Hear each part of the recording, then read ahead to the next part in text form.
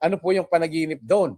Ang panaginip po doon, yung nga pong nakakapanaginip si Jose ng uhay ng palay, 12, 13,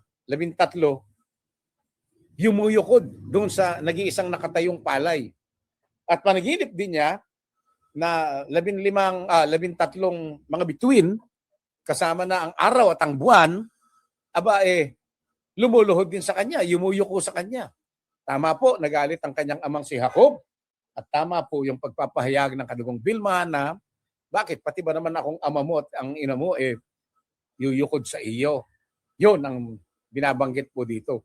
Maliwanag yung mga panaginip. Nalaman natin na ang panaginip na ito ni Jose ay nagkaroon ng katuparan noong nagkaroon na nga po ng taggutom sa Ehipto at sa mga kalapit na lugar. Naalala niyo po nung magkita-kita na sila, yumuko ang mga kapatid ni Jose sa kanya.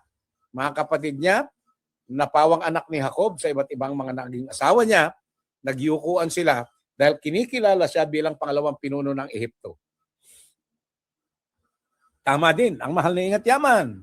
Parang nakita na nila itong kalatas, pero hindi po. Talagang inspirasyon na po ng Diyos dahil ito ang mga pinag-aaralan natin.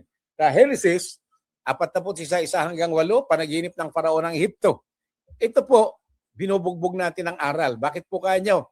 Ano ba sinabi ni Jose dito nung tanungin siya ng Faraon? Anong kahulugan ng panaginip? Inilagay ni Jose, ibig sabihin po niyan, nagpasya na ang Diyos.